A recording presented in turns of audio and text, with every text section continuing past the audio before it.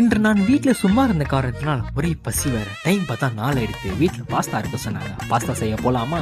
ஒரு கடாய் எடுத்து தண்ணி ஊற்றி பாஸ்தா எடுத்து போட்டாச்சு. அது ஒரு பக்கம் வேவட்டும் சொல்லிட்டு மசாலா ரெடி பண்ண போகலான்ட்டு மசாலா ரெடி பண்ணுறதுக்கு ஒரு பவுல் எடுத்து அதில் வந்து மிளகாத்தூள், இஞ்சி போட்டு பேஸ்ட், மஞ்சத்தூள், அதுக்கப்புறம் லாஸ்ட்டில் தான் உப்பு. நாங்கள் ஸ்டைலாக தாங்க போடுவோம், இதாங்க உலகம் வளர்ப்போம் சரிங்களா. அதுக்குள்ளே வந்து பாஸ்தா வெந்துடுச்சு. வெந்ததை வந்து வடிகட்டி அந்த மசாலா இருக்க பவுல் தூக்கி போட்டு பெரட்டு பெரட்டு பெரட்டு அது எலுவிஷாக வர வரைக்கும் பெரட்டியாச்சு. அப்பா யூடியூபர்ஸ் எப்படிப்பா டப்பிங் கொடுக்குறீங்க, எனக்கு ஒரு வீடியோ கொடுக்குறதுன்னு நாக்கு தள்ளிச்சிங்க.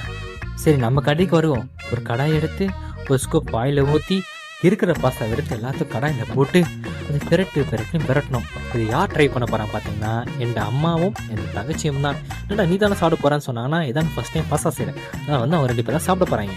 A few moments later. ஒரு வழியாக பாஸ்தா செஞ்சு முடிச்சாச்சு. என் வேர்வை செஞ்சு நான் உழைச்சிருக்கேன். அதுக்கான ரிசல்ட்டு எங்கள் அம்மாட்ட தான் போகிறேன். எங்கள் அம்மா ஃபேஸ் ரியாக்ஷன் மட்டும் பாருங்களேன். அப்படியே அந்த ஃபேஸ்லேயே காமிக்கிறாங்க, அவ்வளோ சூப்பராக இருக்குன்ற புகழ்கிறாங்க. பாருங்கள் அந்த ஃபேஸ்லேயே பாருங்கள், பார்த்தீங்களா செம்மையாக இருக்குன்றாங்க ஃபேஸ்லேயே. என் தங்கச்சி பாருங்க, என் தங்கச்சிக்கு வார்த்தையே வரல, அந்த அளவுக்கு எமோஷனல் ஆகிட்டா. எல்லாரும் அற்புதமாக இருக்க சொன்ன காரணம் தான் நானும் சாப்பிட்டு சூப்பராக இருந்தது. இதேமாரி அடுத்த வீடியோ பார்க்க சப்ஸ்கிரைப் பண்ணிடுங்க.